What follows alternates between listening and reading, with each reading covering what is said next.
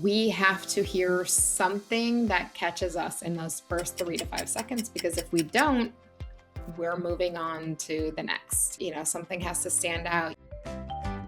You're listening to the Voiceover Casting Corner podcast. VCC is brought to you by the Voicecaster, the country's first and oldest voiceover casting house established in 1975. The Voicecaster casts thousands of voices every year across all genres, and we're excited to give you an inside look at the casting process direct from our casting team.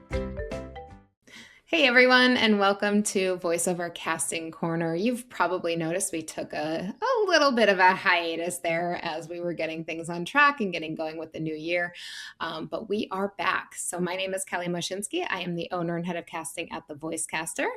And I'm Kathryn. I'm the Senior Casting Director here at the Voicecaster. Awesome. So today we want to talk a little bit about the casting process. This seems to be the thing that people are always most interested in, of course, with us.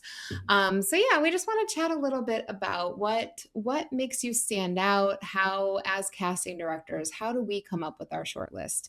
So often, if you've heard any of our stuff in the past, we get hundreds, sometimes thousands of submissions on every single project. And so making those decisions comes down to a lot of different variables. We have a lot of different things that we're listening for, things that we're looking for, as well as just other factors in really narrowing it down. On any given project, we are sending between 5 and 30 auditions, typically not more than 30, and usually at least 5. So how do we break down 1,000 auditions into only sending our top 15? It's not always easy, right, Kathryn? No, because there are a lot of good ones. I mean, of those, 1,000 auditions, probably, 700-800 would be perfectly fine to submit. There's nothing terribly wrong with them. So yeah, how do you narrow it down to considerably less than that, so that you can bring the client the best of the best? Yep, and that's where we get picky. It's like you've all probably heard me talk about it before, but it's those first 3 to 5 seconds. It's like we have to hear something that catches us in those first 3 to 5 seconds, because if we don't, we're moving on to the next. So it is one of those things where, something has to stand out. Usually it's hearing the authenticity, hearing the connection right off the bat. Of course, there's fitting the specs. The very first thing we hear is, oh, do they even fit the specs? Quick, easy way to narrow things down. Right. Sometimes we'll send a wild card, but usually, the client is fairly specific. Even though they don't always know exactly what they want, they at least have, kind of a ballpark idea of what they want. So it's our job to stay within that. And, if we have a couple wild cards, we'll throw those in. But we listen for those specs. We listen for that connection. Something has to catch us right away. Yeah. And I feel like we're a broken record, but following directions is another way we whittle that down. If you mislabel the file name, or if you slate when we don't ask for a slate, stuff like that, which basically just give us a reason to put you in the no pile. And that's a real easy way to kind of weed those first people out, is if you didn't even label it right or follow directions. Yep. And that's one of those things where it's like, we always say, make our jobs difficult, AKA follow all the instructions, have interesting reads, make it so that we have to listen to more.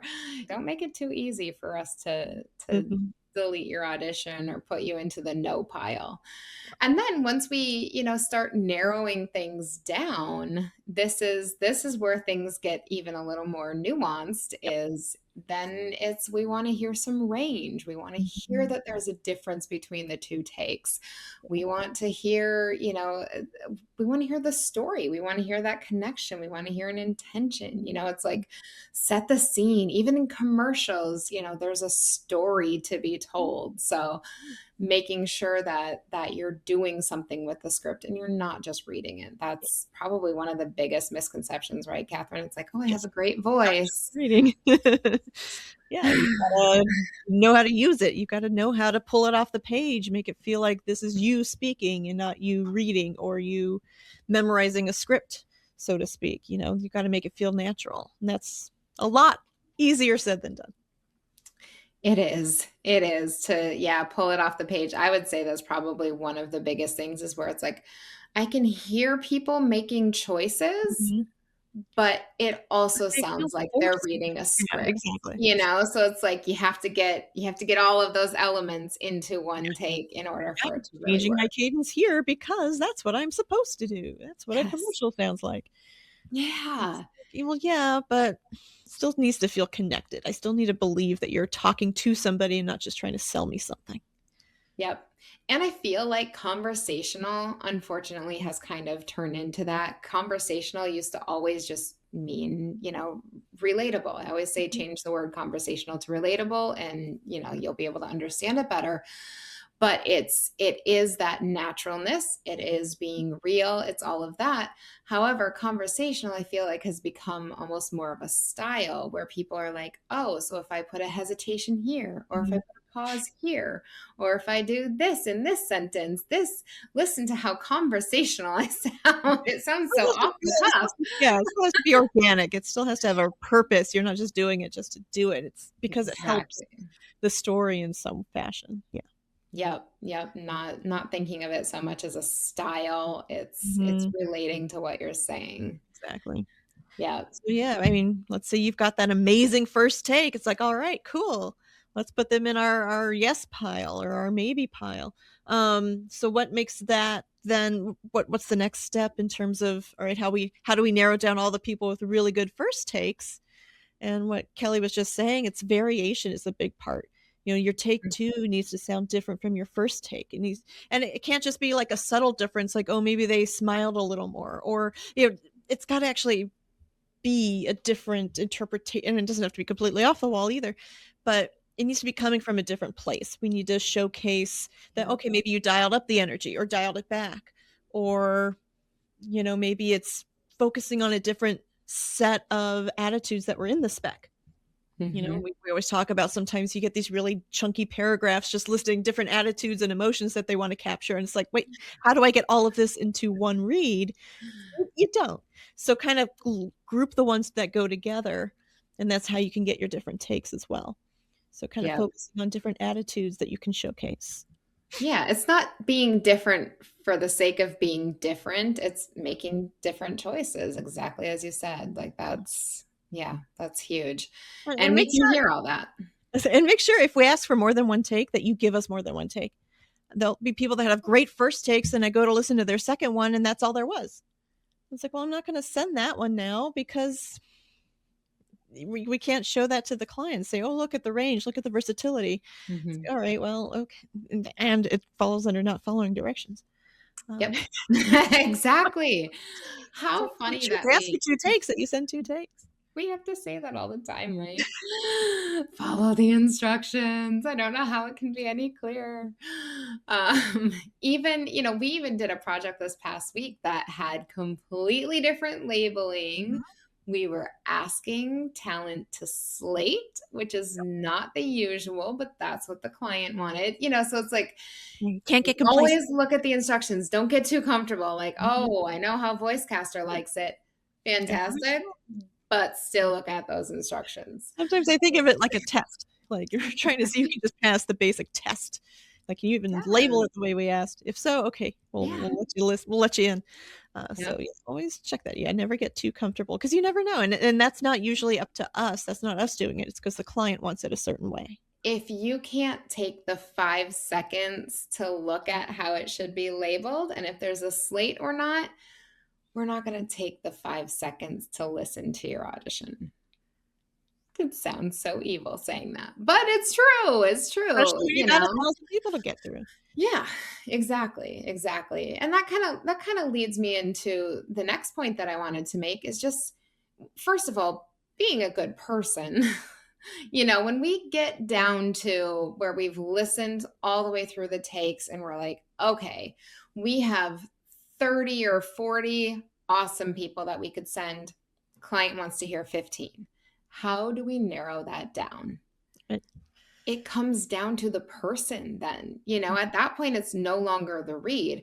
part of our job as casting directors, one of the reasons we still exist with the online casting world is the fact that we have relationships with actors. We know the ones that are directable. We know the ones that are difficult. We know, the ones who are going to deliver. We know all of that. We get to know people. And so a lot of times it'll come down to that for me. If I'm debating between two people for the last spot of who I'm sending to the client, you can be sure I'm going to send the one that I know is directable and easy to work with, and, versus the one I either don't know or can be difficult sometimes, or, so it's one of those things where it comes down to the person as well. Yeah. And voiceover is a small community. So, goes without saying for any line of work or any discipline, but don't burn bridges. Word gets around. So always be nice to everyone you meet, whether it's the engineer, the director, the casting director, because we all talk, we all know each other. So yep. Always. And that's like, I was talking about this in my seminar this past weekend, where we were talking about how to, it was marketing and agent seminar. So not just getting an agent, but switching agents and letting an agent go. So one of our big conversations was there were a few people who are looking for new representation, and so they were asking about, how do you tell your agent that you're moving on? And it's one of those things where this kept coming up, where I was like, first of all, like, show gratitude for just having worked with them and them worked with you, and got these opportunities and all of that. But then leave it, just, you're moving in a different direction. You don't have to cut anybody down. You don't have to tell them they were the worst person ever to work with. It's like, because also a lot of times there are assistants and receptionists and interns and all of that connected to these emails or seeing these emails come through. So even if you would never work with that agent again, even if they move to a different agency, you don't know. Their assistant might end up your agent someday, and it might be the best relationship that you could have ever hoped for. So it really is about just being a decent human. Even calling Voicecaster, a casting director is gonna answer. We don't have an assistant right now. It's like, and even if we did, they get treated exactly the same as our casting directors. So everyone deserves respect. Yeah. And agents sometimes even switch roles. Like sometimes an agent will go into casting, or a casting director will decide to become an agent. So you never know where roads are going to lead people and when you're going to encounter people again. Yep. There are a lot of changes that happen like that. So. Yep. Or even actors that do casting, or casting directors that do acting. Exactly. Everybody wears lots of hats. So it's like not burning the bridges. And then, that shows up on the casting side. It's like, we're aware of who you are. And, even through social media, it's sometimes like, I'll see things where I'm like, oh, that comment was interesting. That makes me think something about, and it's like, you don't have to have toxic positivity. Like, you don't have to be fake, but, just being genuine, being kind, it goes a long way. Yeah. As the old saying says, if you can't say something nice, don't say anything. Exactly. And this is a business. You are a professional. So as much as, we get to know people and we become friends with people and, things like that, it's still a business. So it's keeping everything professional. That's just kind of a quick and dirty of how we go from hundreds to thousands of auditions to narrowing it down to a submittable number for our clients. Yep.